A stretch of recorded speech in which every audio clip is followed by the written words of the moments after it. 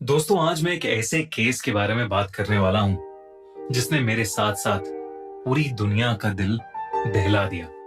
क्योंकि ये केस बहुत सेंसिटिव है, इसलिए इसमें जो विक्टिम है उनका असली नाम ना बताते हुए मैं इस केस को एक्सप्लेन करने के लिए उनको डॉक्टर विनीता बुलाऊंगा। कोलकाता आरजी कर कॉलेज मर्डर केस। सुबह 9:30 बजे आरजी कर मेडिकल कॉलेज में एक फर्स्ट ईयर मेडिकल इंटर्न रोज की तरह अपनी ड्यूटी खत्म करके सोने जा रहा था। पूरे कॉलेज में डॉक्टर्स और नर्सिंग स्टाफ के लिए कोई भी साफ कमरा नहीं था जहां वो अपने लंबे लंबे शिफ्ट्स के बाद आराम कर सकें, जिस वजह से सभी डॉक्टर्स और इंटर्न्स 4th फ्लोर पर बने सेमिनार रूम में लगे 2 गद्दों पर सोया करते थे। लेकिन उस दिन जैसे ही वो इंटर्न उस सेमिनार रूम का दरवाजा खोलकर अंदर घुसा, उसके रोंगटे खड़े हो गए। उसके सामने खून से लथपथ डॉक्टर विनीता की बॉडी पड़ी थी। आरजीकल मेडिकल कॉलेज की 2nd year medical intern doctor Vinita सबकी चहेती थी, चाहे वो उनके सीनियर डॉक्टर्स हों या जूनियर इंटर्न्स।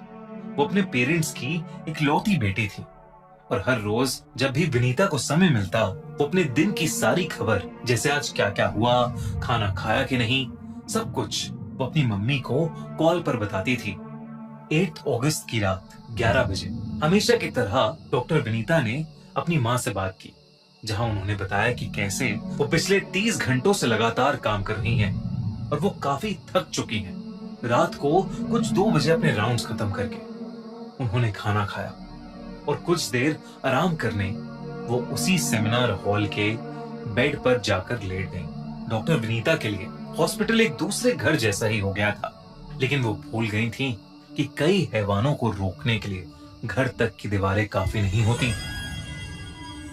अगले दिन 9 अगस्त की सुबह जब उस इंटर्न ने डॉक्टर विनीता की बॉडी देखी, तो उसने अपने साथियों के साथ मिलकर उस कॉलेज के प्रिंसिपल को अलर्ट कर दिया। लेकिन प्रिंसिपल ने उस जगह को ना ही खाली किया और ना ही पुलिस को बुलाया। पूरे 1 घंटे के लिए वो उस कमरे में बहुत से और लोगों के साथ बैठे रहे। कुछ घंटों बाद जब पुलिस को बुलाया गया, उन्होंने लापरवाही करते हुए उस क्राइम सीन को सील तक नहीं किया। डॉक्टर विनीता की लाश मिले हुए इस 1.5 से 2 घंटे के अंदर अंदर न जाने कितने लोगों के पैरों और उंगलियों के निशान हर उस चीज पर लग गए होंगे जो पुलिस के लिए एक सबूत हो सकते थे। सुबह के 11 बजे जब विनीता के पापा को फोन गया, तब उन्हें लगा कि शायद उनकी बेटी अपनी खबर देने के लिए फोन कर रही है। लेकिन उन्हें बस इतना बोला गया कि उनकी बेटी ने हॉस्पिटल के अंदर अपनी जान दे दी है और उन्हें जल्द से जल्द हॉस्पिटल आना चाहिए। हॉस्पिटल पहुंचकर डॉक्टर विनीता के पेरेंट्स सभी डॉक्टर्स और पुलिस वालों से रोते हुए कहते रहे कि बस एक बार उन्हें उनकी बेटी को देखने दें। लेकिन 3 घंटों के इंतजार के बाद उन्हें सेमिनार रूम के अंदर भेजा गया। जब विनीता के मम्मी पापा अंदर गए तो उनकी रूह कांप उठी। उस सेमिनार रूम का नजारा किसी भयानक सपने से भी बदतर था।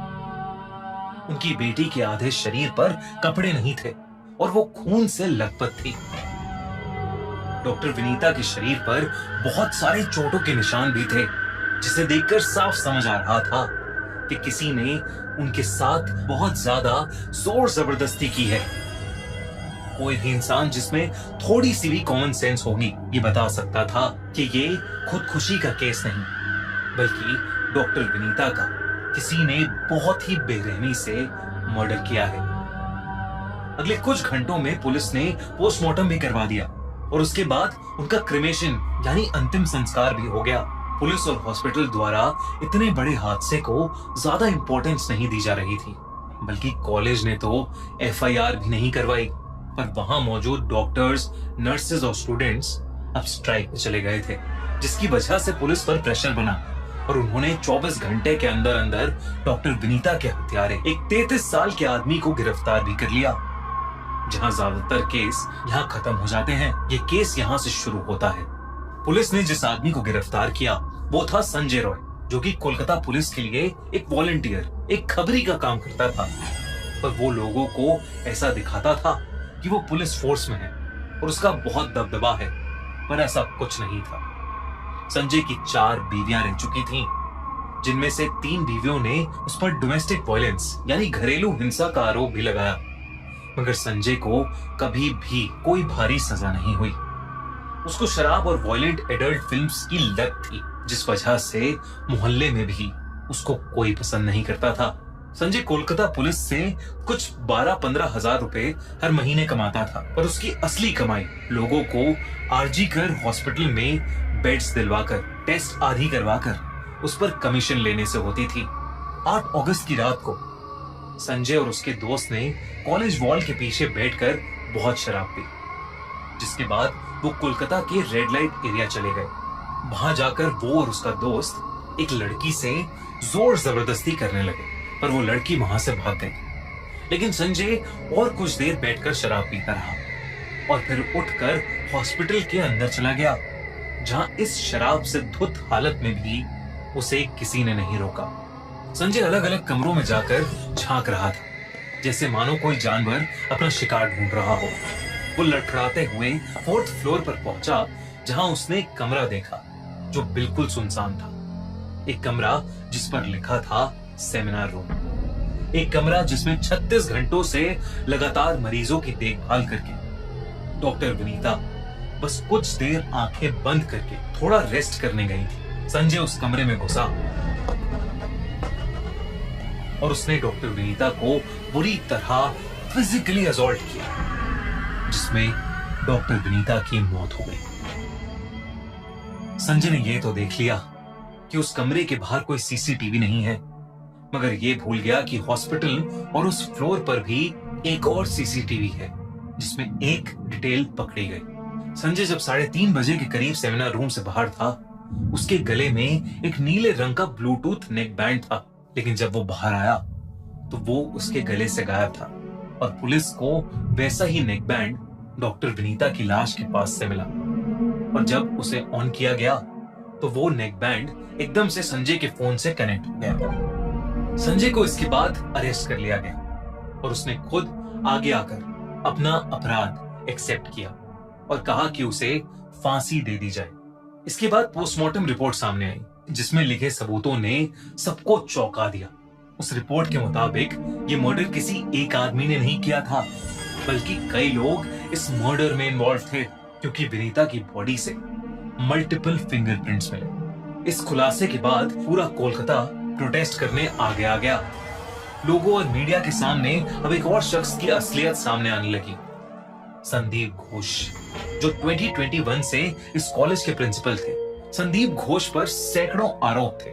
मेडिकल एंट्रेंस में पैसे लेकर लोगों को पास करवाना, लाशों के ऑर्गन्स को बेचना, कॉलेज के अंदर सेक्स रैकेट, कॉलेज के अंदर ही एडल्ट फिल्म शूट करना, और ये लिस्ट चलती ही जाती है। 2022 में एक अलग कमेटी भी बिठाई गई थी, जिन्होंने पाया कि संदीप घोष मेडिकल वेस्ट को ओपन मार्केट में बेचा करते हैं और करोड़ों रुपए भी इलीगल बिल्डिंग से कमाया करते हैं।